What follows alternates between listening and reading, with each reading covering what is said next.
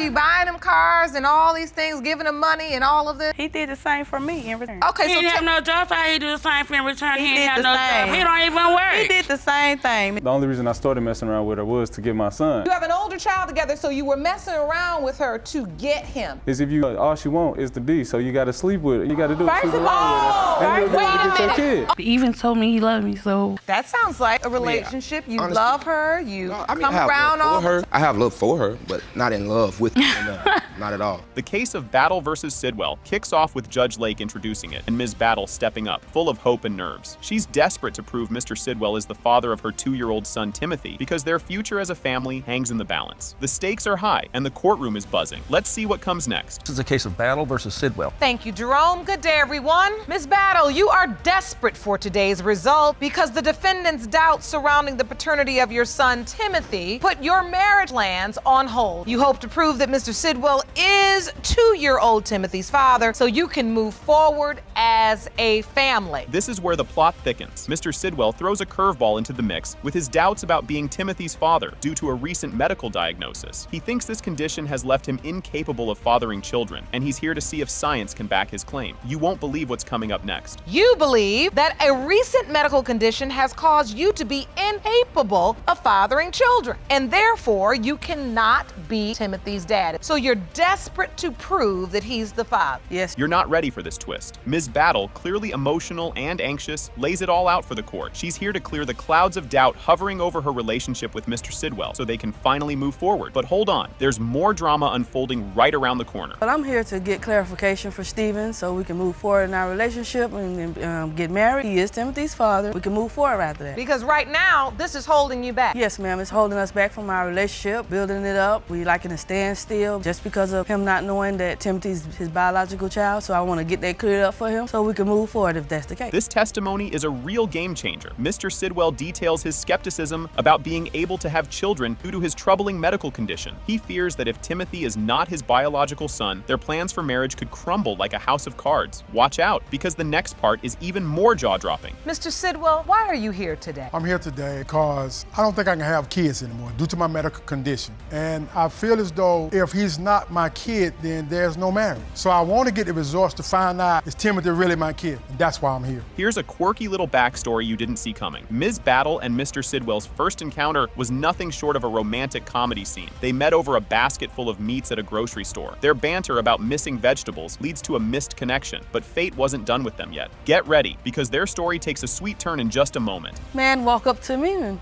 asked me why I got all this meat in there and no vegetables. I said, So you met at the grocery store, he saw the meat in your basket and said, you ain't got no vegetables. you ain't with got that. no vegetables in the basket, man. All meat, y'all. Beef, everywhere. Did you go get some vegetables? No, we had some at home. So you meet and you tell them, come on around to the barbecue. Yeah, come on around and bring your big old grill you said you got out there. And here's the kicker. After their supermarket mishap, Mr. Sidwell didn't just get her number. He went out and bought her a phone, making sure his number was the first one saved. This grand gesture starts their whirlwind romance. But stick around, the best part is yet to come. I said I had to have her. And I went and talked to her. I sat down with her and I made her laugh. And that was, hey. This time you didn't leave without the phone number. Oh, ma'am, I bought her a phone. I went and bought her one. Yeah, let me get, he I sure went and purchased her a phone, y'all. You didn't get the phone number, you bought the phone. I went and purchased the phone. I said, put my number in that phone. Really? You bought her a phone and said, put your number in it. Yeah. And the relationship started from there? We've been talking ever since. Things are really heating up now. As Ms. Battle was planning her move from Georgia to Florida, their casual fling started to catch fire. They weren't making any big promises yet, but their connection was undeniable. Just when you think it's all about casual fun, things get serious. Keep watching. How does it turn into a sexual relationship? At that time, I was just in a place where I just wanted to enjoy myself. I was getting ready to transition from Georgia to Florida. You know, I was getting ready to move. And I just seen that he was funny to me, so I just, hey, let's, kick it. So it started off as just a casual relationship. Yes, yes. And you all hadn't made any promises to one another. No, Your Honor. But you began to have sex. Yes. Was this sex always protected or not? Not always. Oh, the plot thickens even more here. Their love story takes a bumpy ride as Mr. Sidwell's paternity doubts creep in due to their rocky relationship and Ms. Battle's brief move to Miami. This twist in the tale adds a layer of tension you won't want to miss. And trust me, what's next is a real cliffhanger. Mr. Sidwell wasn't seeing anybody I can't else? say that. Okay. So, Mr. Sidwell, you had bought some more phones. Was it a 2-pack or a 3-pack? No, man, I didn't buy any phone because this time we had broken up. We had been in and out of relationship. Our relationship was rocky. She moved to Miami. I didn't move She to left. Miami. I She went to left. visit. Excuse me, I'm talking. Fasten your seatbelts for this emotional roller coaster. The birth of Timothy is surrounded by joy, doubt, and sudden departures. Mr. Sidwell's fleeting happiness at the hospital gives way to more uncertainty about his role as a father due to physical dissimilarities with the baby. But don't go anywhere. The revelation is up next, and it's a doozy. Because I was going to be supportive of her. Did you sign the birth certificate? Even though I had doubt. Yes, I did. Yes, I did. But I Okay. still had doubt, Your Honor, because he didn't look like me. You'll see he have a jug head, and I have a round shape. Actually, they Look at both that got head. thumb heads. I have, no. Look at my head.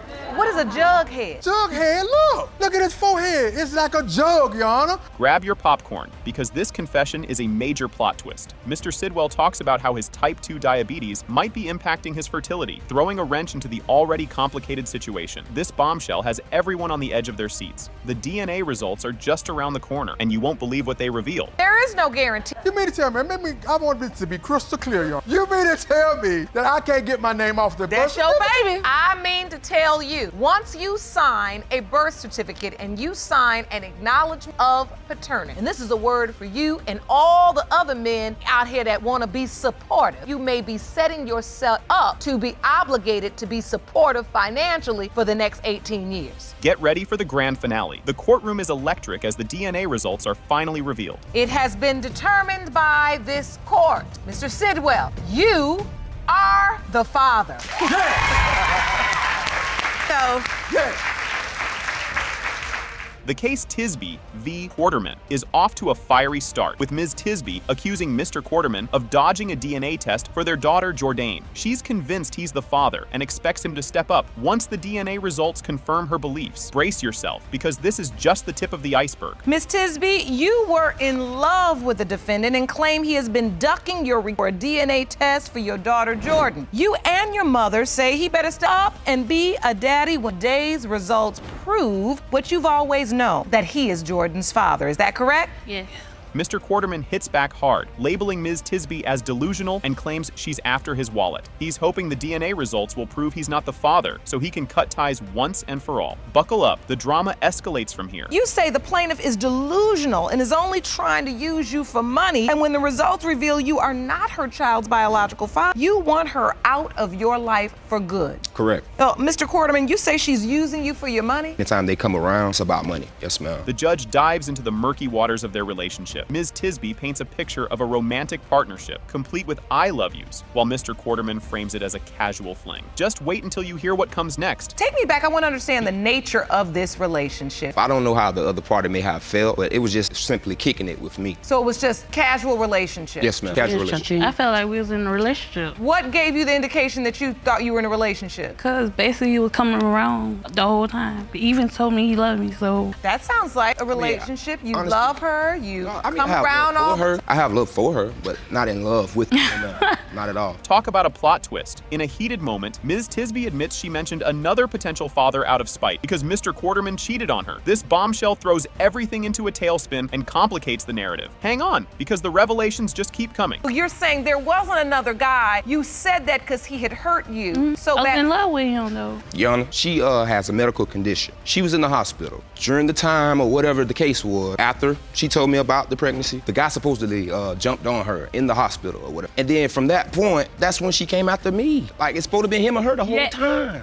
Yeah, I was with the man, but You just told her that you what? after we broke up. Get ready for the waterworks. Ms. Tisby reveals the heart-wrenching news that Jordan was a twin and her sister passed away soon after birth. She tells how Mr. Quarterman dismissed this tragic news, showing his detachment. The emotional stakes are high, and there's more to come. when Jordan was born, Mr. Quarterman was there or not there? No, when I was pregnant, I told him everything. He came when I was pregnant, he holding my stomach and everything, doing all that. But now she's not yours. What's this now? Mr. Quarterman brings out a Facebook post where Ms. Tisby questioned the paternity to her friends, which contradicts her firm stance in court. This twist adds a new layer of drama. You'll definitely want to stick around for the aftermath. This is what? What are you submitting to the court, sir? This is just, you know, from, I guess, a Facebook post that she had, and she was asking Facebook, do I look like the child, or, you know, whatever the Oh, case. it's a split screen of baby Jordan. Yes, ma'am. And you. And she writes, do she look like him, yeah or nah? For us to be in a relationship and everything like that, that is a booking photo for when I got arrested. This segment is crucial for the big picture. Ms. Tisby's mom steps up, testifying about the family dynamics and Mr. Quarterman's previous acknowledgments of Jourdain's resemblance to his family. This is backed by side-by-side baby photos of Mr. Quarterman and Jourdain. Fasten your seatbelts. The DNA results are next, and they're a doozy. It has been determined by this court, Mr. Quarterman, you are not the father. What? Huh. Shantina. Who is the father? Don't Who start is dancing. the father? Don't start clowning in Yes, here. no, I ain't. I asked you at least 3 times. Was there anyone else? I hope it ain't that who I think. Oh, Lord Jesus. Can you believe this opener? Ms. Autry drops a bombshell right out of the gate, accusing Ms. Martin of falsely pinning a baby on her son. Armed with what she claims is solid proof that little Skyla isn't her granddaughter, the courtroom bristles with tension. Hold your popcorn tight. This roller coaster is about to go off the rails. Ms. Autry, you say the defendant is taking advantage of your son by putting a baby on him, and you have physical proof that her 2-year-old daughter, Skyla, is not your grandchild. Ms. Martin, you claim that the plaintiff is a monster-in-law and is denying your daughter only because she doesn't like you. You need help and hope to get some once the results are revealed. Wow, talk about throwing shade. Ms. Autry alleges that Ms. Martin used financial bait to trap her son into marriage. Describing the gifts of money, clothes, and even a car, she paints Ms. Martin as a master manipulator. As insults fly, remember, it's about to get even juicier. Well, she entrapped my son by marrying him, giving him things like money, clothes, car, you name it, she give it to him. And she just want a man to call on because she ain't no but old tramp. Wait a minute now. Let's use respectful language. I want to understand this. You say she entrapped him, but she's giving him money. She's doing this for what? To what end? What does she want She from want a him? man of her own. She wanted a man of her own. Yes, ma'am. Just when you thought it couldn't get any more intense, the tangled web of gift-giving and accusations unfolds further. Both parties spar over the true nature of their relationship, with the courtroom turning into a verbal battleground. Keep your eyes peeled, because what comes next is sure to be a doozy. She says you entrapped her son. No. Were you buying him cars and all these things, giving him money and all of this? He did the same for me in return. Okay, He so didn't have no job, so he do the same for in return. He He ain't did have the no same. job. He don't even work. He did the same thing. He did. Miss No, he Autry, and didn't. You know this. Well, you how know he it. get the money because he ain't had no you job? know it. You've got to hear this. Ms. Autry recounts her near superhero attempt to halt Ms. Martin's wedding, sprinting down the street like it's a 100-meter dash. Describing her frenetic scramble to stop the vows, the tale borders on the absurd with a pace that's hard to keep up with. Brace yourself. More chaos is on the way. I got a phone call job getting married down to my house, so I was on my way walking down there to start the marriage. And my friend is going out to go start the wedding. tried to When stop I the got wedding, dropped Your off Honor. down She tried there, to stop the moved wedding. up way to Cliff so you can get married to him. Miss Autry, I missed all of that. Okay, wait a minute. And look, you can't talk that fast, then turn to the side. I can't even read your lips. I felt like I was at an auction. I was like, what? And it doesn't stop there. The scene shifts to a hospital where Ms. Autry confronts Ms. Martin during what she thinks is labor. Accusations fly thick and fast, culminating in Ms. Autry being thrown out by security for causing a ruckus. This saga has more twists than a daytime soap opera. What's next? A twin brother? She told me that she was pregnant, and I told her she was lying because my son had been gone for a while. He came back, and she said that she didn't have intimate with him the first week he was at home. And I went to the hospital where she was. I was put at the hospital because I told her that's not my grandbaby. Stop trying to have the baby early. She didn't come and I want a to DNA. see about it. I wasn't in labor. I was actually in pain. It was false labor. She Okay, came it was up to false her. labor. So you came Yes, up there and you told her this is not my grandchild. You won't believe your ears. Ms. Autry lays out her case against the baby's paternity with arguments about toes and eyebrows. It's like a forensic analysis, but with less science and more hunches. As the eyebrow debate thickens, you'll want to stick around for the next eyebrow-raising moment. She don't have the toes like my son. Yes, His she toes does. cross. Yes, she His big does. toe is here, and his toe next They to his toe. overlap. It crawls over like that. And I have proof, Your Honor, that is not his baby because her toes don't do that. Yes, The sir. thick eyebrows that me and my son and my daughter have. She's So too. I know They that's haven't not my grew son's yet. baby. You act like she's supposed to come out with full-blown eyebrows. She do. No, she does. He did. This segment is a tearjerker, or maybe not. Ms. Martin vents about the family's rejection of her and her baby, pleading for acceptance and detailing the emotional toll it's taken. The family drama intensifies, and you might just need a tissue or popcorn, as the next scene promises even more melodrama. Has your husband accepted the baby, or does he have doubts? No, he doesn't have any doubts. It's her. She hasn't even tried to bond with the baby, so of course you're gonna think she's not yours. Why would You I haven't bond tried with to the baby bond unless with I her, know to something? her. Had I had But them, I Skylar's did my 2 own years. DNA test to make she's sure. 2 years old. Have you ever asked her, will you watch Skylar? Will you take care of Skylar? Yes, Your Honor. Y'all, if they go to the No, they club, they don't. gotta pay to get in the club, they gotta pay for their drink. But pay that's for the not babysit. why. Okay. Here comes a curveball. A new potential dad, Mr. Gott, steps into the fray, claiming a past with Ms. Martin that might just shake everything up. The plot thickens, turning this courtroom into a potboiler that could rival any mystery novel. Fasten your seatbelt. This revelation is about to shake things up. Your husband, that this was not his child? Yes, Your Honor. I was trying to hurt him. He left me to go be with another woman. I was trying to hurt him like he hurted me. Let's be clear. Did you sleep with another man? Yes, Your Honor. Coming back into my life, yes. August 2013, and he came back into my life in 2014. And she was already pregnant. Wait for it. The long-awaited DNA results are finally unveiled. The biological father is Mr. Martin. I'll take that for 200, Your Honor. I told you.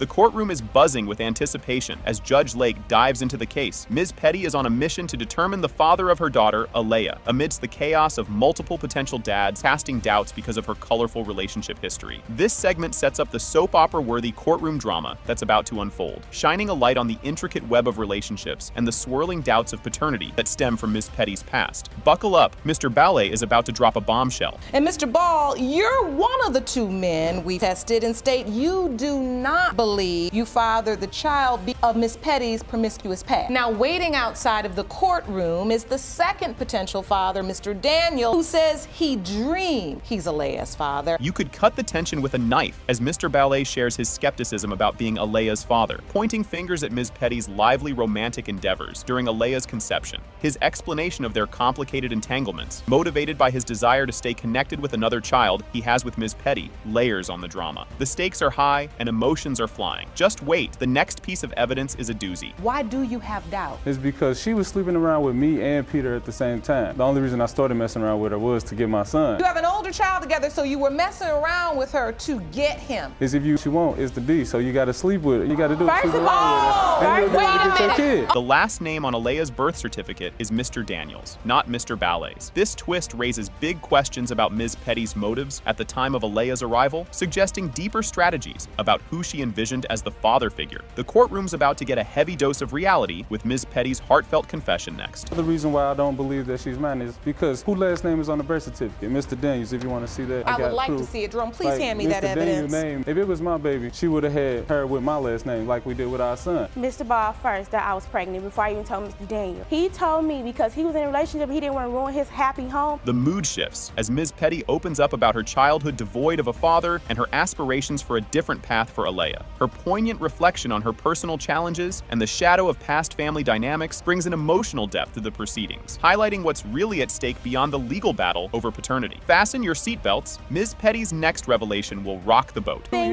he was They were staying telling together me for 2 years. about how he didn't want to take her. And they were sleeping with He each don't other wanna be- unprotected. I want to look at this young lady. My neck's just going back and forth and back and forth, and you right here in the middle. And I need to know from you how you got here. How did you arrive in this place where you have a child you don't know who father is? For the second time. Jaw drops all around as Ms. Petty confesses to juggling the affections of both potential fathers on the very same day around the time Alea was conceived. This bombshell adds a spicy twist to the paternity puzzle, illustrating the messy, emotionally charged nature of their relationships. The room is buzzing, and the drama is just ramping up as we brace for the DNA results reveal. Got a little time to And spare. every time, She didn't not I in get the my son? car. Didn't I She get not my in the car, son? so we can have sex. The bottom line is you're not going to be avoiding this DNA test any further. Here we go. The thing about I wasn't even avoiding. How come Mr. Daniel couldn't take the DNA test right then and there? This is Classic. You said you weren't avoiding the DNA test. Did you hear this, Jerome? But why can't Mr. Daniel take it right then and there? As we edge closer to the DNA results, the air is thick with anticipation. This moment is the crescendo of today's drama, with everyone on the edge of their seats waiting to see how this tangled tale of paternity will unravel. The results are about to flip the script, so get ready for a moment that will change everything. If she's not mine, I'm happy for Mr. Daniel. But if she is mine, I just want to say I want custody of both of my children. Because he a better parent than both of us. Yes. Well, my son was Wait. in the hospital, ER. I said, can my you son please is 3 years old and he's not potty and see trained. what's wrong with What your hope is for this baby I will that love for her to you be mine. are. All right. I will love. Silence envelopes the courtroom as the DNA test results declare. Is the biological father. Mr. Ball, you are her father. That's a first, Jerome. Absolute silence.